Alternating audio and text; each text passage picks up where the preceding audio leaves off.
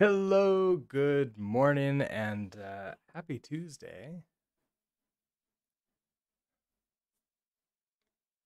Switch over to this screen. Yeah, I think I got everything set up correctly.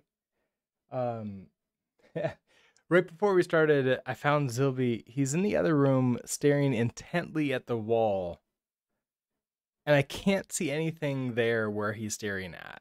And he just, so I moved him around, threw a toy for him. He chased it for a little bit, and he's going right back to that same position to go stare at the wall again. And I kind of wondered, like, was there a spider there? Was there a little bug? Was there something, and then it sort of like moved away, or am I just like, I don't know. It's something. I'm guessing. Maybe he can hear something through the walls. Maybe that's it too. Let's see. Today we are moving on to database stuff. So we're going to see about installing CORM.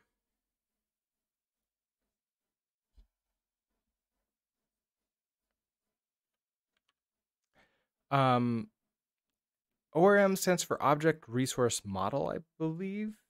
Is that right? I want to verify that before we go before we record. ORM object. Ooh, object relational mapping. Ooh, that's what it is. So ORM maybe like library framework definition. Object relational mapping is a technique used in creating a bridge between object-oriented programs and, in most cases, relational databases. Put another way, you can see the ORM as the layer that connects object-oriented programming to relational databases. Interesting that it's specifically calling out object-oriented programming here, because I've seen, guess I've always worked in programming languages that could be considered object-oriented, even if they could also be considered functional or something in between. So Rust, you can definitely do object-oriented method of programming, and so that sort of continues to work here.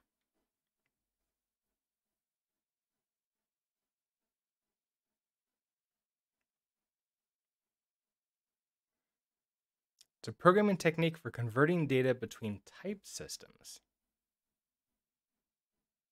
Yeah, specific. Okay, so Wikipedia specifically calls out for object-oriented. I did not know that.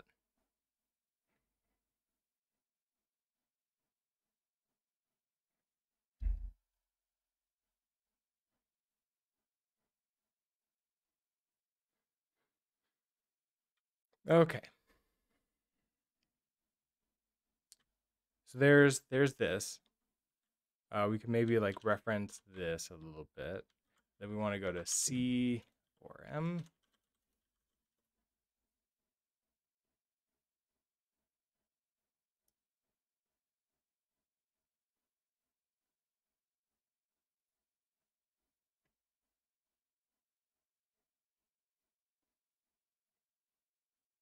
I don't know why. Maybe it's this like this specific orange in the sea of blue.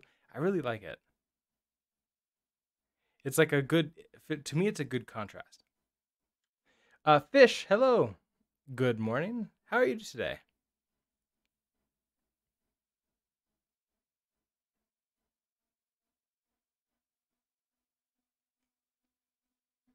All right, so we want to go down to get started.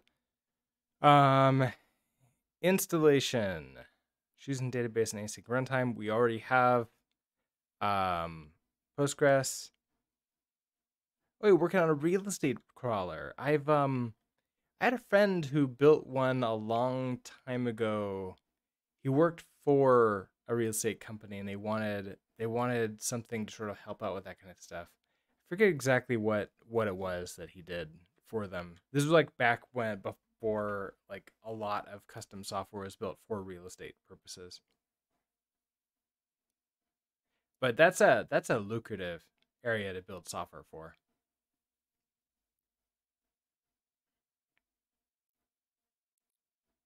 Database driver. Right. So we add in SQL Postgres. Oh, this one's for you. You want to see some price trends. Nice. Yeah, it's nice to be able to get the what is it called? Uh likes, the not acceptables, not it's the ones that are like similars, right? So it's the if you're like renting or buying or selling, you want to see like similar places that have recently sold, been rented, bought, whatever, but in the same area that also have like the same features or anything else, and see what they went for. So yeah, that's super important. Also sounds like an interesting project. So, okay, we're going to do that. We install CRM. We install the features, which is going to be the database driver. Do we also need to install the database driver? I don't remember anymore.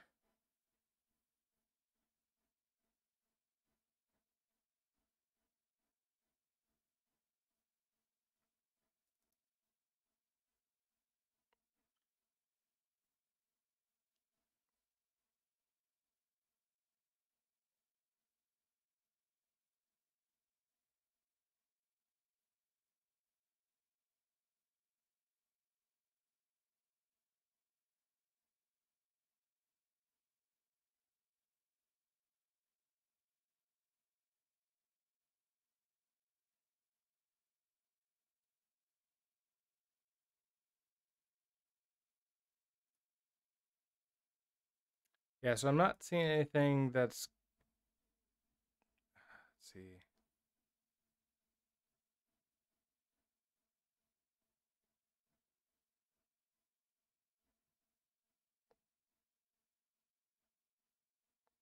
Oh, Seography is a GraphQL framework. Oh, it's also a way to learn Rust. Well, that's also really nice. Like having a project that means something to you, that's always going to be a better way to learn Rust than just like following somebody else's project or a tutorial or anything like that. So good luck. I hope that it solves all of the problems you want it to solve.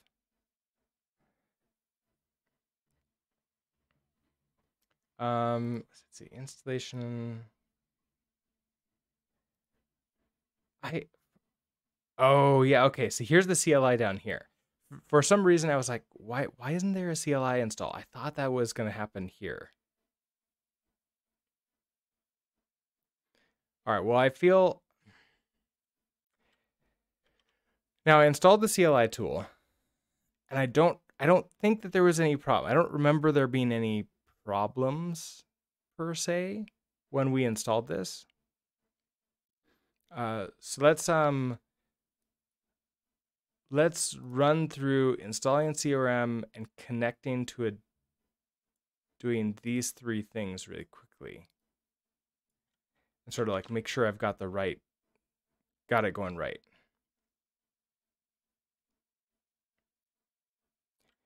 So that will be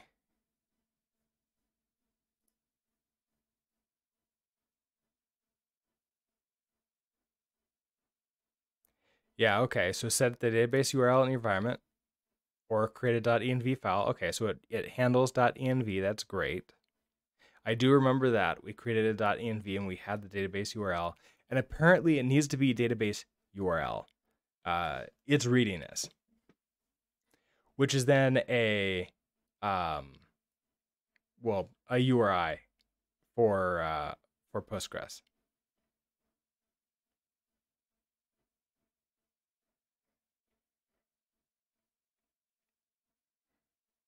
Okay. I I don't think this is gonna be that crazy. Out of curiosity, I want to go take a look at what we did here in project solution. We have CRM. Okay. For some reason, I was wondering, like, do we need to install Postgres, like a driver separately? Which is something that you have to do in many other languages um, for dependency. So I'm thinking like in Node.js with Connects, you have to install like Connects and Postgres or MySQL or whatever. Here it looks like we just install this stuff. Now that's interesting. I don't remember why we needed debug print. Oh, so we can debug it if we want to. And SQLX. I think we'll leave debug print until we really need it. It looks like what we're going to do is runtime Tokyo, SQLX Postgres.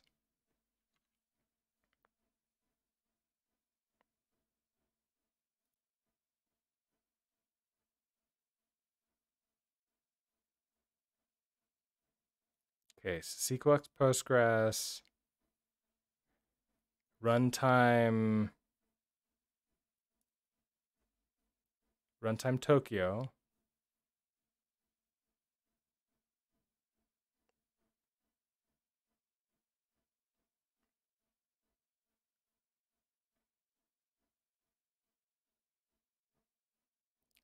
Debug print, print every SQL statement to the logger or mock. Okay.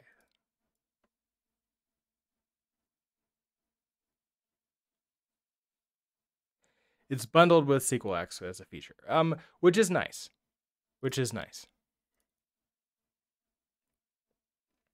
Okay, so I guess in that case, we can go straight to installing CRM, which is really going to be like why we're choosing CRM too. Sort of like maybe we'll just call this CRM. Maybe introducing CRM. Introducing CRM.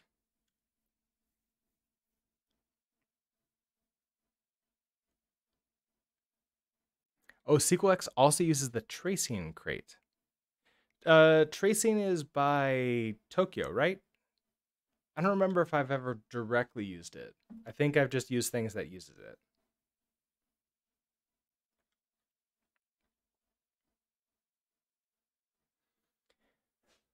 Okay, so we're going to go over ORMs, what they are, why we want to use an ORM as opposed to just directly connecting to the database, and then adding, I guess like we'll create the new,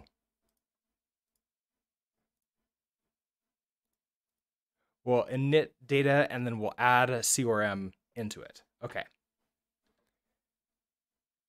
There we go. So let's do this. First recording of the day. Here we go. In the last lesson, we installed and set up a Docker Postgres database that we're going to use for permanent storage of our data. But of course, just having a database isn't really enough. We also want some kind of way for us to connect to that database from Axum so that we can, get access to the data, store things, retrieve them out, and send them back to the front end. And it's important to remember that these are just tools working for us, and that we just don't have a checklist that we're blindly following. Now, technology to use for this database that we need. I've decided to go with a technology called CORM. Now, previously, I was looking at some other ORMs to use, including Diesel. And Diesel, it turns out, for an introductory course and run through on backend technologies, it just was ending up being a little bit too complex and a little bit too sort of hard to get set up with on its own. So I decided to skip that. CORM just worked straight out of the box on my side and with some of the other people that were playing around with it. So that is what we're going with. Now, CORM's website is here. It's c-ql.org. It's got a lovely logo, and it's got pretty good documentation for working with Axum and with any other of the backend frameworks.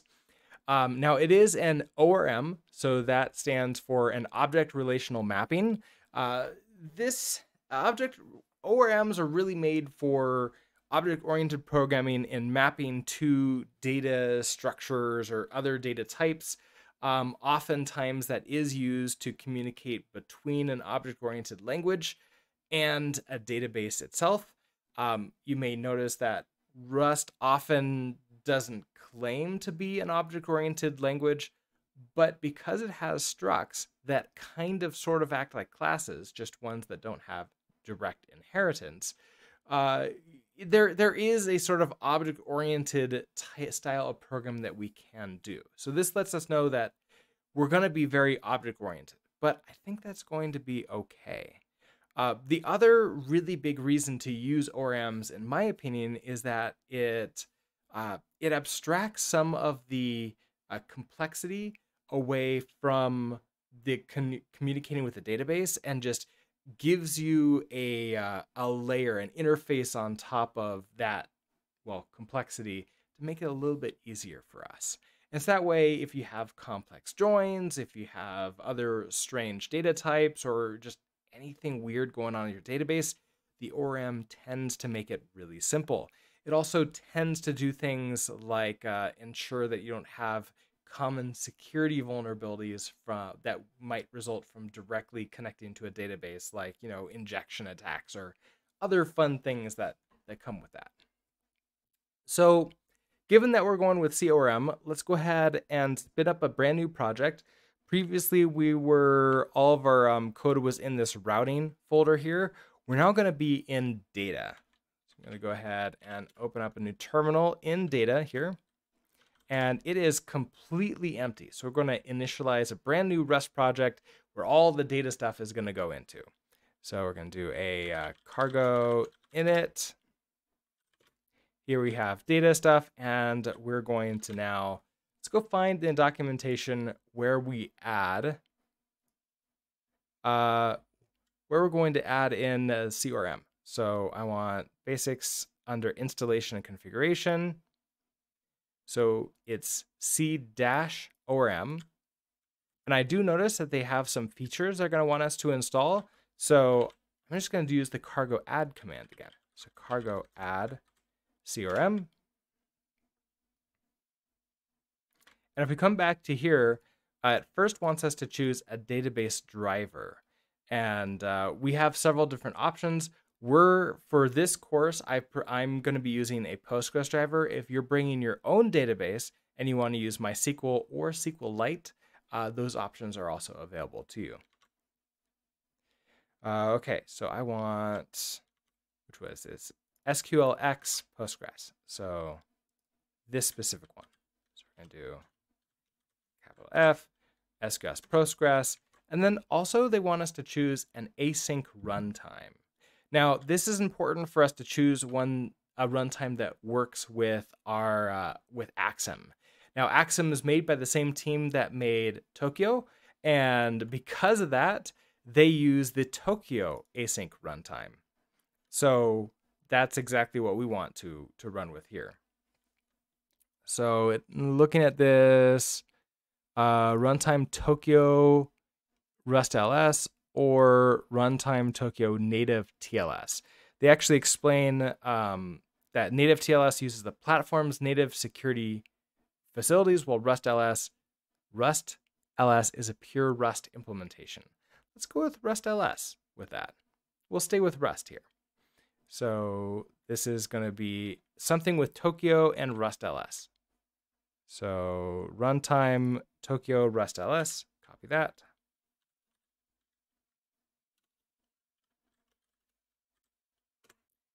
Hit install, and we've got those things installed. Now, if necessary, there's some other things for us that we may need here in the future. So I'm noticing that Postgres array. So if we need to work with Postgres arrays, most likely that's what this is for. debug print if we want to debug out some SQL in the future. We may come back to that. And I think that's everything.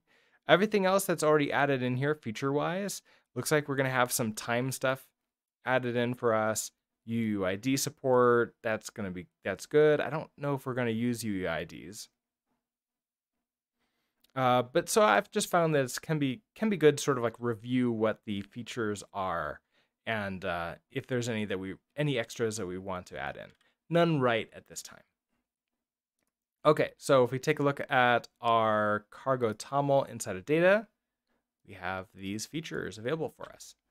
And looking at what we had planned to do for that one, that is introducing CRM. Go ahead and mark that off. In the coming videos, we'll also connect this to a database and then generate the data models that we'll be using. So thank you so much for watching, and I'll see you in the next video. Bye.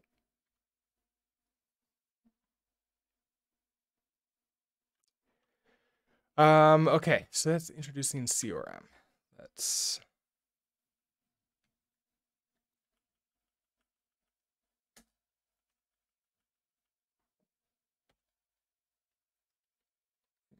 introducing CRM.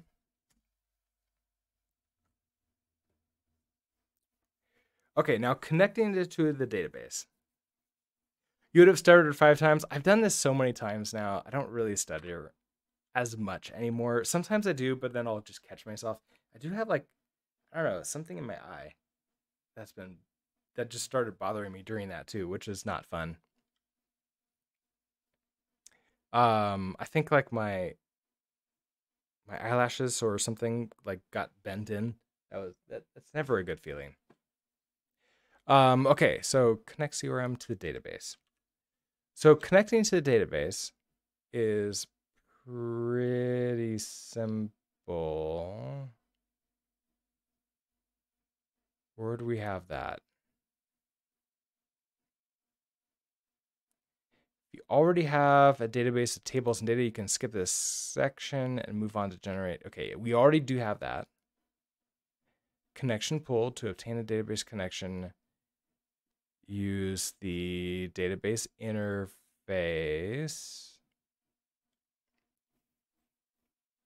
Oh yeah, we'll actually do code for this.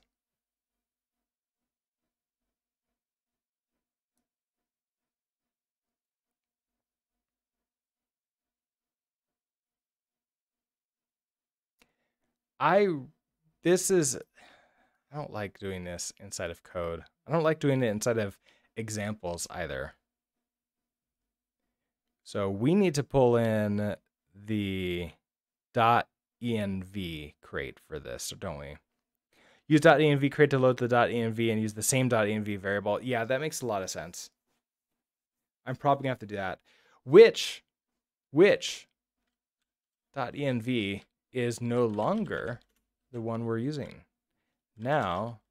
So if we search for .env, there is now .envy. So the reason for .env was updated 3 years ago. There were a bunch of features that were still sort of requested. .env or envy is a fork of the .env crate, but it is being updated actively. And so it has some of those features that were going to be implemented that never were. They're in here. It's nice.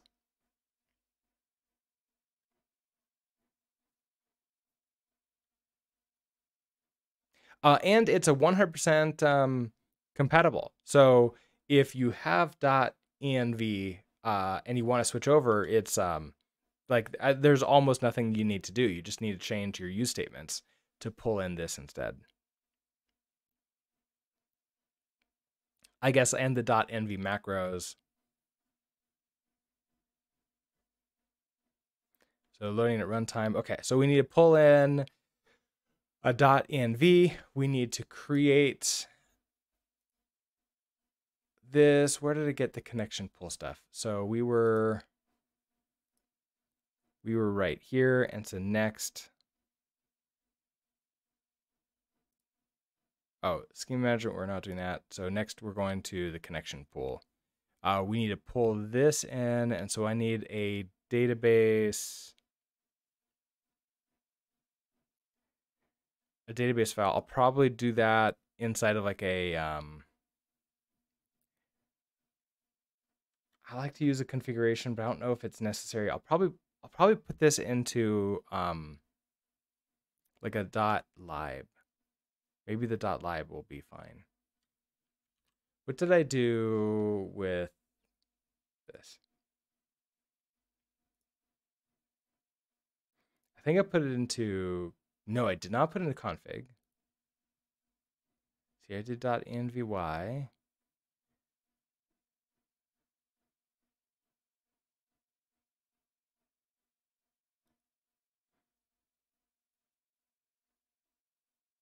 Oh, I did do this in the library. Okay, nice. Oh, I did this in the main library, and I pulled in the information in. Yeah, okay. I don't think I really need to do this with like an arc.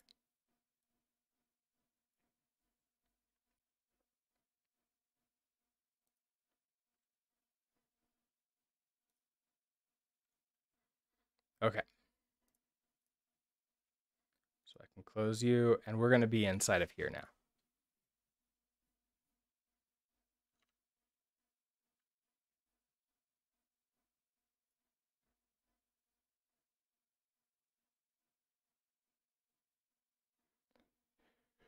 Okay, let's try this next one.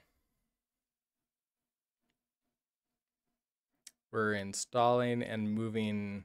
What are we doing? We're now connecting to the database. All right, now that we've installed CRM, let's go ahead and write the code that's going to connect CRM to our Postgres database. So to begin with, I kind of need to make sure I have the Postgres database up and running. So I'm just going to go ahead and get that started with a Docker compose up dm wait. And then while that's going, I'm going to go ahead and continue on with reading through our documentation. So moving on to the next section, schema management. We're not having CRM do our schema management for us, so we're going to go straight to the connection pool. Now notice that we can just use this database connect, and that's how we're going to connect into the database. It gives us a connection that we can pass around and then use for everything else. Now, problem is that they're suggesting we just pass in a database connection URI. Now the URI basically is going to be Postgres : username : password and then in this case localhost / Postgres, which is fine, but when we deploy this to production or to dev or testing or anything else, we would want a completely different string. So there's really like two problems with us hard coding this into our code base. First is you really don't want the password to be inside of your Git repository. Even if you're using a private Git repository, just don't do it. It's a best practice to just keep this in an environment variable. Now, environment variables, we could just set up our own and use, I'm using ZSH, so you could put something on like your .zshrc to like load an environment variable for, this string. Or we can use a .env file. Now, if you've used .env with a .env crate or .env crate for Rust or the .env npm module for Node, it's going to be very similar. We're actually not going to be using .env because that hasn't been updated recently. We're going to use a slightly newer one, but I'm getting ahead of myself. Let's open you back up. Our database is up and running.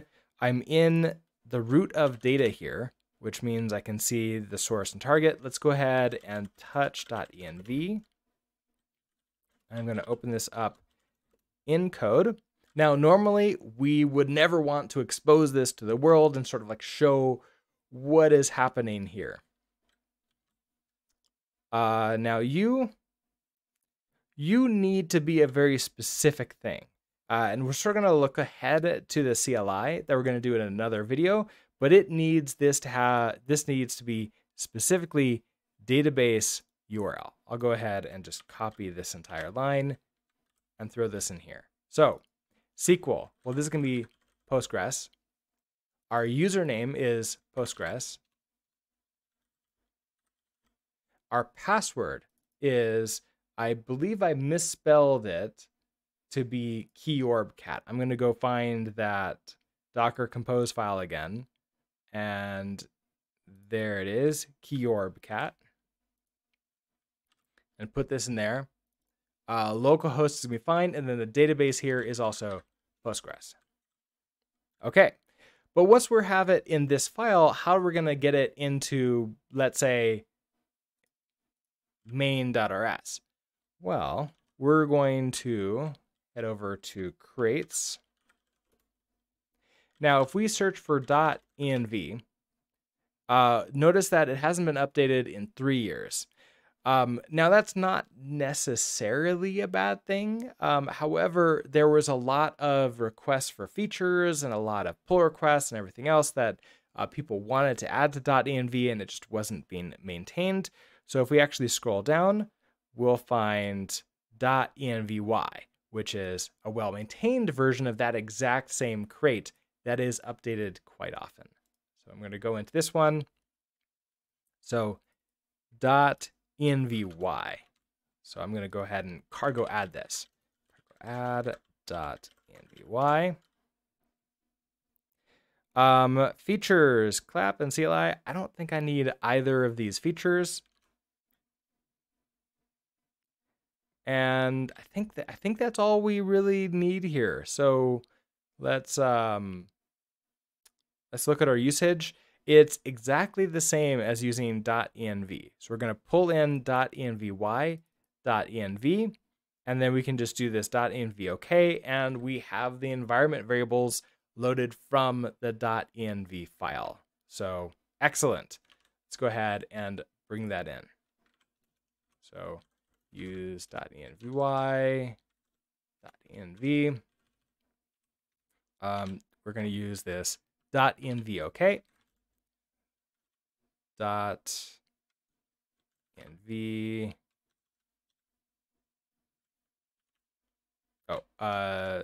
As a function, and then .ok. And now I have the environment variables loaded for us to now use. And if we take a look at this, this is under database URL. So I want to get access to that. So we have, now there's this env here that we can use, or we can use standard env. Let's see if they have any other suggestions. They have standard env to sort of load up here. Do they have any other suggestions for this? There is some macros that we could potentially use, which will add in like a .env for runtime. Oh, sorry, for compile time environment variable inspection. I think that just using standard env will be fine. Use standard env. Okay, env. What do we want to use here? Actually, can I use that macro? Let's find out. Macro rules env u. Select database. Technically, this is a URI. Environment variable database. Okay, so what's happening here is this should actually work just fine. And let's go ahead and run this. So I'm going to do a cargo watch.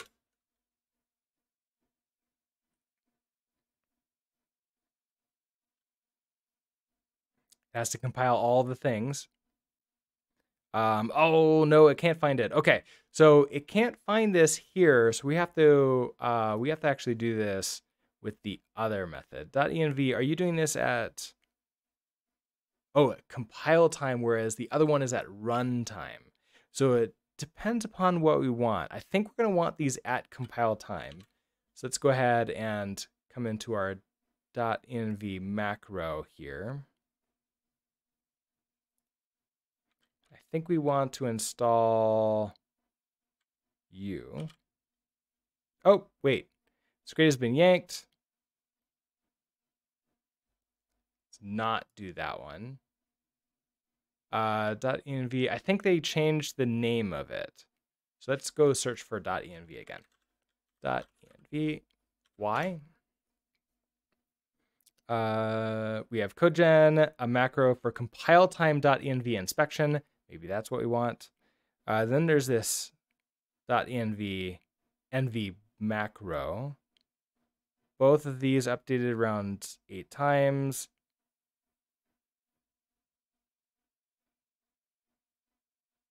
Let's try this one.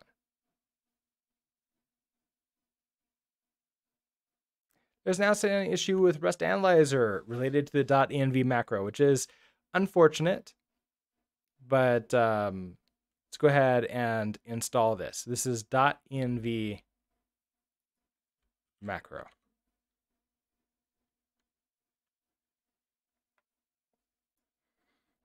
Let's go ahead and open up a new terminal window for this, and I'm going to do a cargo add you. Okay, and let's head back into here. Let's see if I can now use .env. There's our .env macro, and I want, what do we call it? Database URL.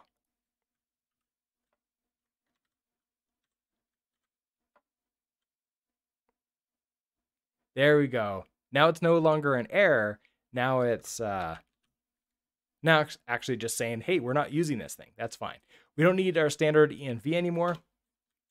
We're good to go here. We have our database URI. Now, in connecting to the database, I actually want that connection to happen in the main library file. So let's go ahead and create that. So live.rs here. I want something like a run function. Also, we need to set this up as a Tokyo async. We'll do that. We'll do that in a second. I want to now pass this in. So let's do a pub function run. You're going to take in a database URI, which is a string. This could actually just be a stir. I don't know if I need to return anything at this moment, so I'm just going to leave that there like that. And we would want to do a let. The actual database connection is going to be equal to database connect, and then it wants an option, which is something here. Now, if we go back and we take a look at our documentation, let's head to the connection pool again. It's database connect and just the string, just the URI string. Oh, but we need this await. So that means we do need to use that Tokyo, the sort of like the Tokyo setup for it. So let's go find that again. We want Tokyo, Rust should give us exactly what we need here. We'll do get started. I very rarely just memorize everything here. I usually just come back and find the latest versions and add this in. So I want, where's my thing? Spawning, I want, where are you? We could, okay, so we'll just pull in Tokyo. And so we could do this Tokyo main. Actually, you know what? We can go to Axums. The Axum Rust is very helpful when searching for this. And I want, let's go down to our example. Okay, so we want Tokyo main. Excellent. So we can probably just do full here. All right, so we want cargo add Tokyo. See what we want here. We can probably just do full. That'll probably be fine for us right now. So -F full. That will give us the ability to now do a Tokyo, what was it? Equals main? No, Tokyo : main. Okay. That now means that our function can be async. We're still okay with this. Now our library, this function can be async. So pub async function. You take in the database URL, you create this opt. The opt is going to be the database URI, and then we can await you and semicolon that. Okay, so we can now hit the run button here. So we can do we want run. What is this? Is our, I think I'll call this backend. If we take a look at our cargo.toml. Yeah, the entire package is named data here. So in main, let's use data run, and then we can just call run, pass it the database URI, and await. And that makes main very happy here. All right, heading back into the library, we have our connection. We're not doing anything with it. We don't have any queries or anything else. It's connected to the database, but it doesn't know any of the data types yet. So there's not really much that we can do at this point. We're just sort of like sitting here. Now, options-wise, if you do need to set anything up, like if you're not using your own database and your database administrators have told you, hey, set up with maximum connections, or you're doing this in production where you have a really, really good scaling database and you can have a ton of connections, or you want to maximize the number because you have maybe a really small database, this is how you would set that up. Okay. Once we have that, the next thing is, we're not going to use migrations. The next thing is generating the entities. We'll do that in the next video. Thank you so much for watching, and I'll see you then. Bye.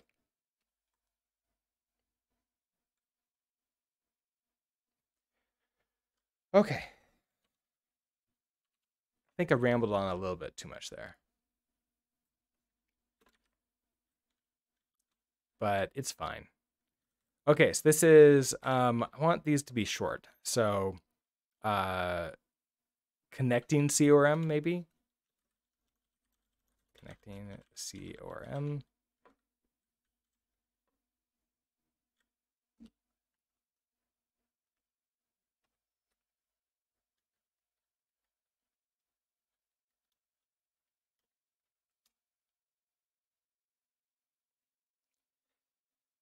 Okay, and then generate the CORM data models. So this one's always interesting. It took me a couple tries last time to get it going.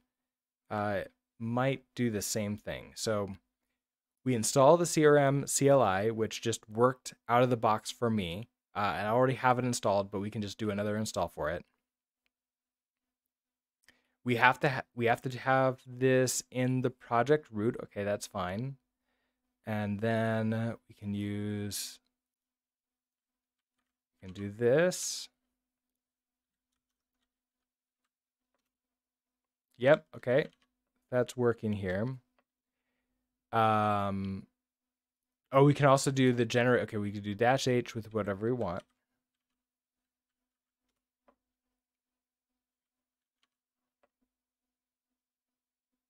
So discover all the tables in database and generate a corresponding CORM entity file for each table, which is exactly what we want. For Postgres,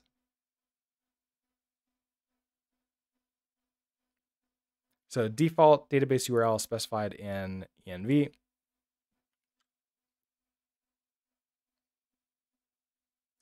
Database schema.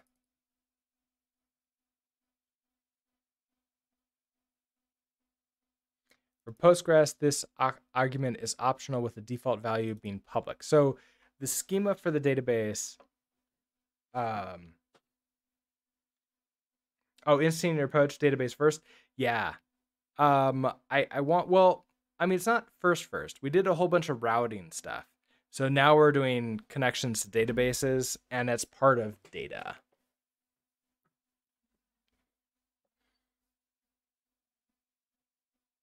Output directory. Ooh, so this puts it into the current directory. I don't think I want that. Oh, you mean CORM's docs? Yeah, that is interesting, isn't it? I think the other ones always would do the stuff first, wouldn't it? I like to use a. Let me.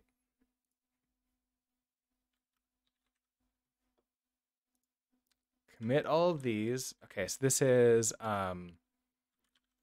connected to database.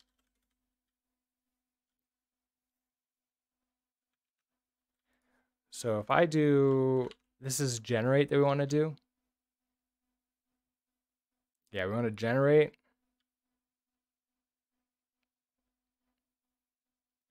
Now with the, okay, so interesting that you're doing that under like entity source. Oh, generate entity? Yeah, I guess I do. I want to generate options subcommand entity here. So I want entity.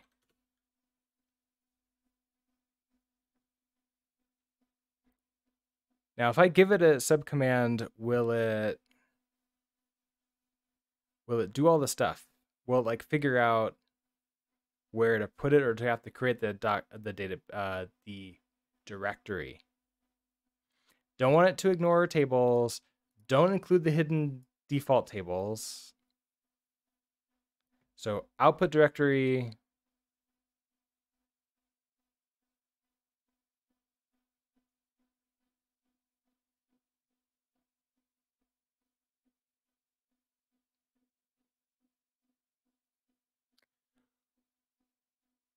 Why would you do this?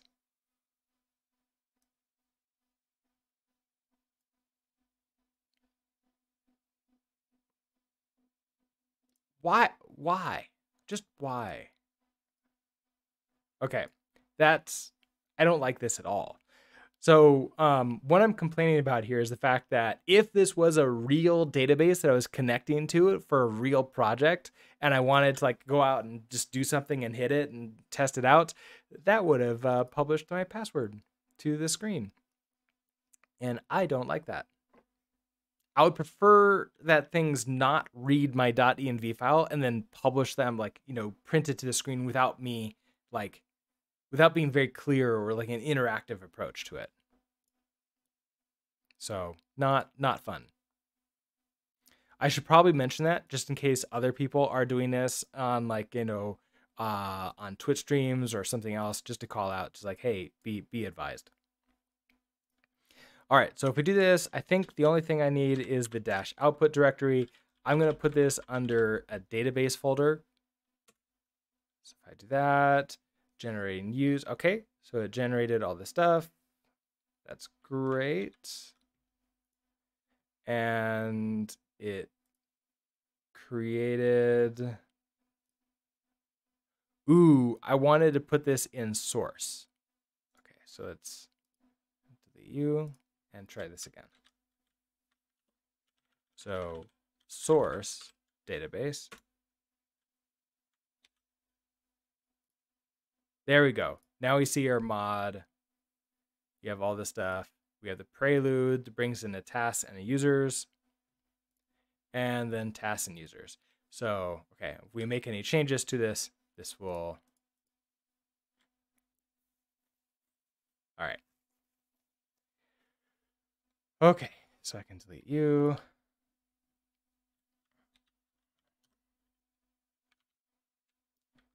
You were just part of this still. And we want to generate the data models.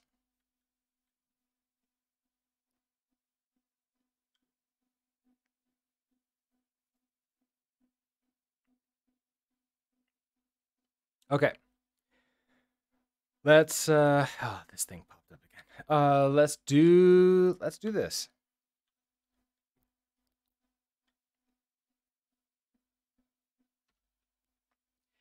Okay, we're almost done with configuring CORM to connect to the database. The last thing that we need to do is tell CORM, or rather have CORM discover what our database looks like. What are the tables that we have? What are the data types for each column in the table? And then create create the files that it needs so that we can later on use CRM to manipulate all of the data. We're going to continue working with the CRM CLI for this. Now, because we already have the .env file with this database URL, we're already good with actually connecting it. So let's go ahead and run CRM CLI-H. Now I'm in the root of the project right now. So if we add a -h, that provides help. Now the -h also provides help for any subcommand that we want to do. So if I want CRM, we want to generate, then that will also provide the help for me here. Now, if you're in a position where you're creating or manipulating or working with CRM and you're in a public space, so somebody else might be looking at your computer screen, like for example, let's say you're creating videos on YouTube or live streaming on Twitch. If you go one level further and you do entity-h, notice here under -u where it's showing, hey, you can provide your own database URI with a connection string. That actually just prints out the connection string that you have in the .env file. So just a heads up, it may not bother you and it may not cause a problem, but it also could potentially, if you're working with a real database that's out in a cloud somewhere, that could expose the username and password and location for that. So just a heads up.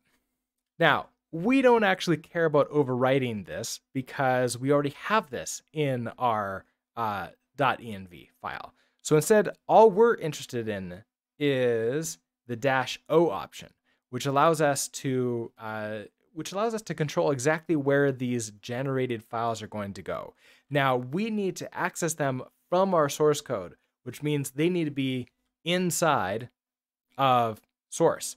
Now, I don't want to just put them inside a source on their own. I want to put them inside of a directory in source. So we're going to do entity-o, and I want src/. I like to just do something called database like this. So if I do that, it detected that we have two tables, users and tasks. Excellent. It also is detecting the column types and set those up. Now, if you have something that is nullable, like for example, our deleted at for soft deleting users, it becomes an option. Also notice that the time here is date time with time zone. So that's it also figures out that appropriately.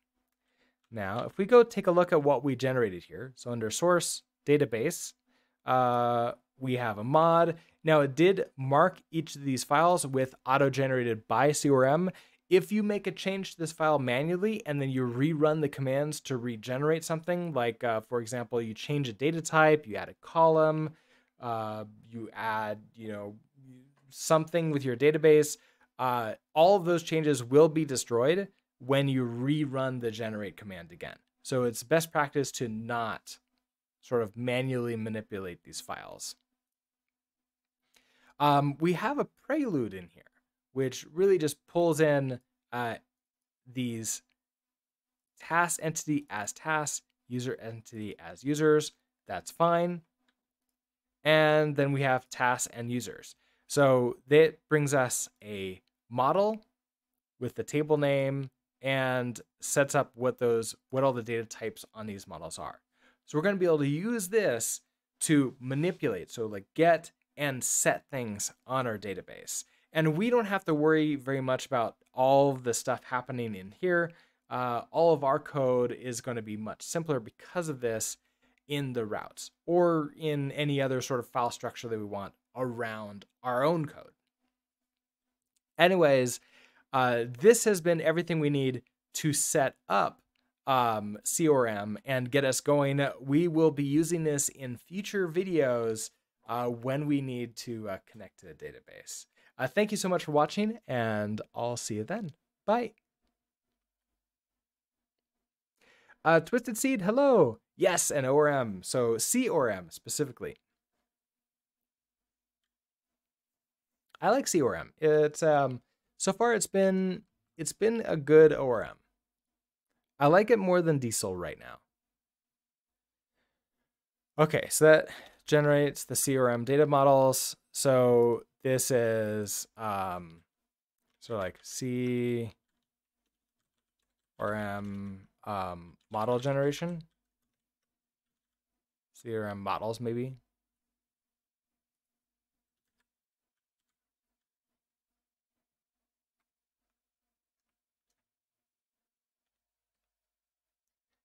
So I'm going to call this CORM models. Oh, you saw the uploads yesterday? Yeah, I waited for long enough that it was just a huge number of videos all at the same time. So hopefully I didn't overwhelm anybody with those. But yes, we are currently working on an Axum course. We did, so the first part is all done, and that was routing. So we did all of this stuff so far. Basically, everything, if you're looking through and you see the sort of blue where I have bolded and italicized, I'm using those as tracking for myself for what's been uploaded. So everything here is both uploaded and added to, and made public and added to the playlist. If I italicize it, then I processed it and uploaded it, but that's it. Like I haven't done anything. Ooh, I haven't. No, I've generated and I've rendered the video, but I haven't uploaded it yet. That's what it is. Okay. It's 8:01. Do I have time for the next thing? So using Serde to deserialize data. We can maybe figure that out. Let's commit this though. So generating CORM data models.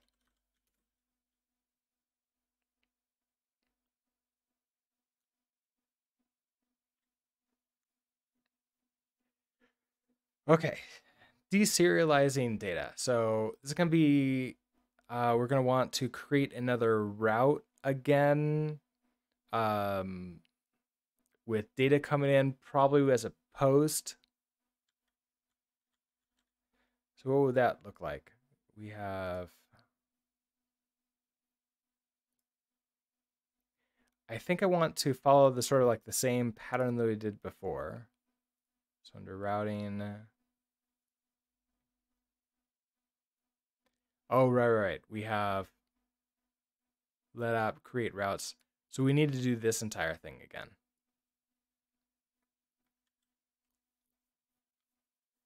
I'll probably want to open that up next time.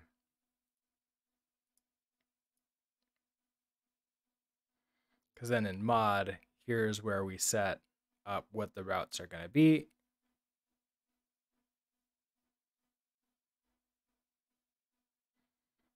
We create a new router. Oh, we create a new router and we're just returning that. Okay. So I think I want to open, well, I'll probably just open this up that I've pushed. I'll have that in another window next time. I don't think it's 15 minutes. Do I have enough time to record this?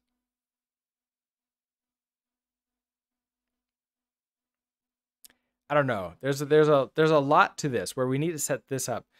Maybe maybe I just set this up on its own. I don't record this as a video and we just said like, hey, we just create up the basic route structure. That actually makes more sense.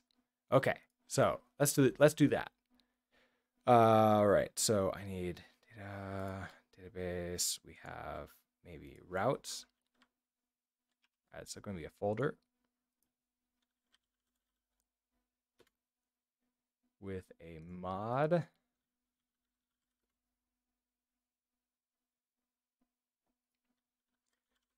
Pub. I think this is an async. So pub async function create routes. Well, we're gonna need to pass in database stuff in here, but I'll leave that till next time. And we're gonna return something, which is gonna be a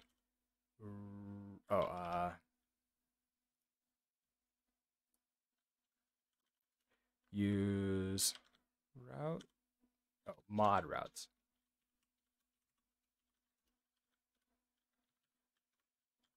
Use routes. Guess I don't need to do that.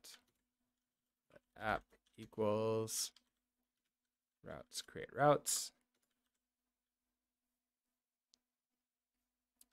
Can I find function create routes in modules routes? Not found routes. Really? You're right here. Okay. I want. Why are you having trouble? I want to turn like route.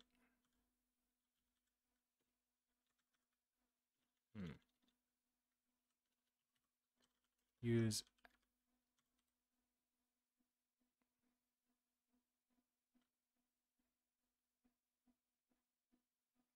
What am I missing?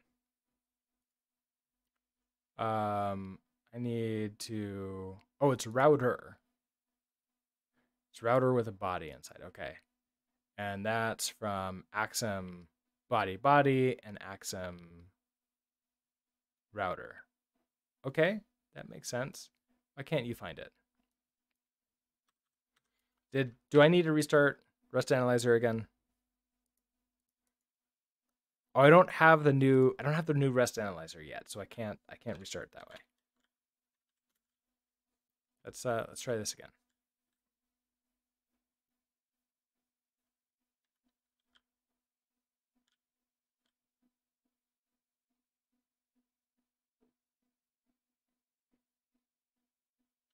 Okay, router.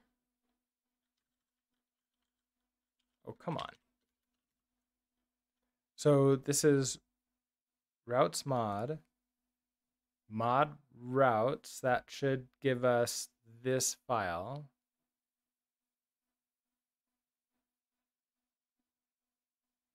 I'm doing routes, create routes.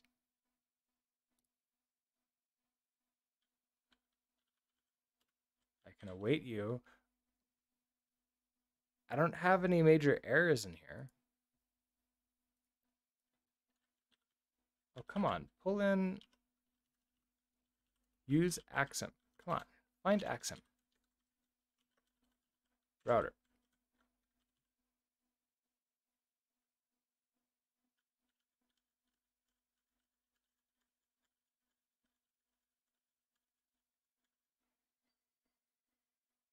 Why can't you find this? What's going on? Okay, so we're in source. I'm in routes.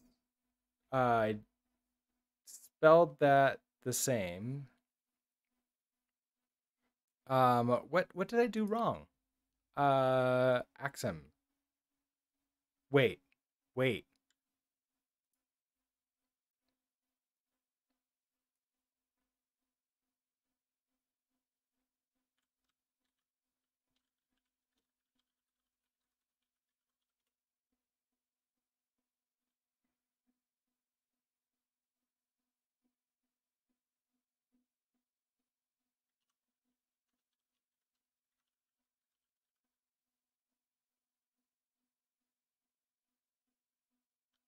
I'll just add the same features that we did before. Okay. That's a thing. Okay, so mismatch data types. You are router body.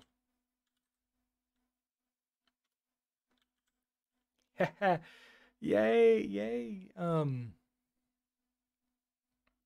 Let's see. If I put in a just like a hello world again.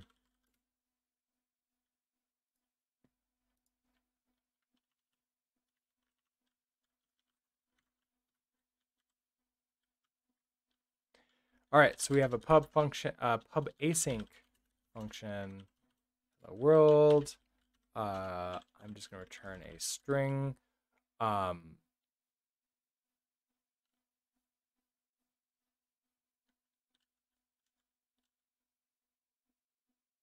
Where was I reading that I shouldn't use? Was it this thing or it was something else I was reading? I have to use string. Oh no, that was you. Okay, that was you.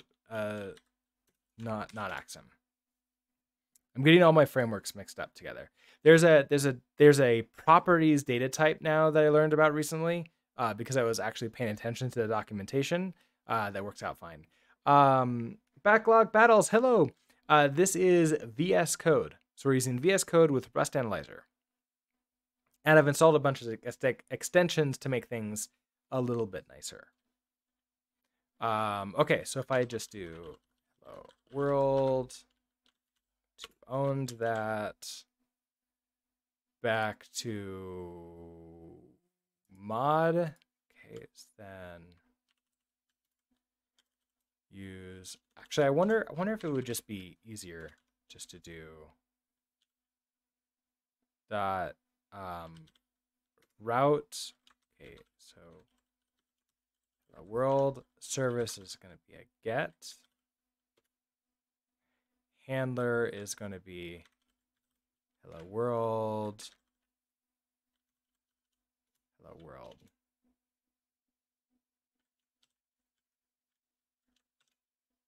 Like that. Okay. You are running here, which means I should be able to thunderclant.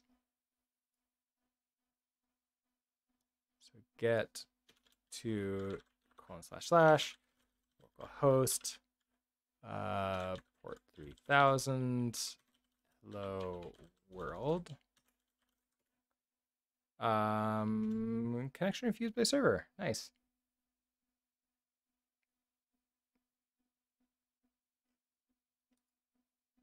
This doesn't necessarily feel like it's. Do I need to rerun Cargo Watch? I feel like it's not. It didn't install Axum.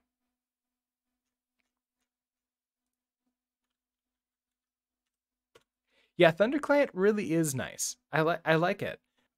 There's a couple things that I still go to Postman for, but like for the most part, ThunderClient sort of just solves that problem. I'm in data, right? I am in data. Okay, so that works. So Cargo Watch runs. Okay, so you're fine. Connection refused by server. Oh, you know what? Running the server. So I've set up the routes, but I haven't actually started the server yet. That would be helpful too. I'm glad I'm not recording this because this part has been just a mess. So I have my app here. I have my database connection. I want to, what is it going to be? So we're gonna pass database into app. That's what's going to happen later. But I need to remember how we did this. This was in routing. It's just Axum server bind like this, so I can just copy you. That. Okay. Axum server bind, go to that port 3000. Okay, parse and wrap, serve, app into make service, that's fine. Oh, wait, unwrap. and we're already calling run and awaiting that in main. So now back to you again. There we go. Now we get our hello world. If we come back to this and I just say,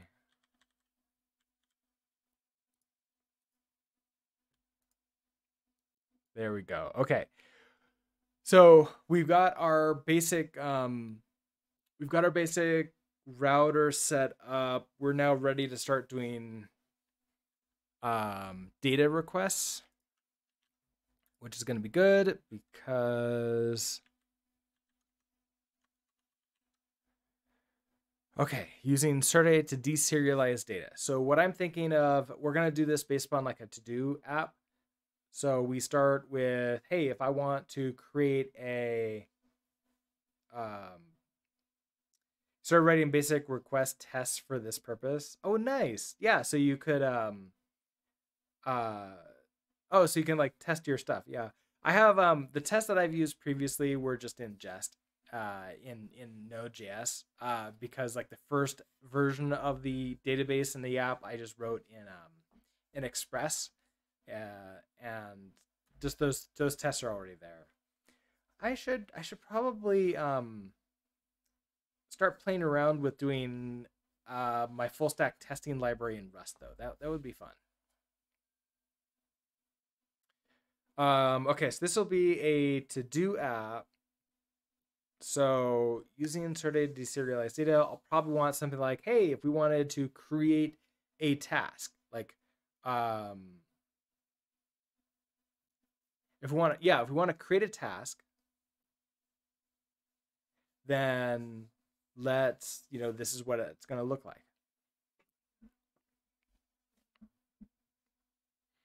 And we can use Serde in a way to validate that because it makes sure that the data types all match.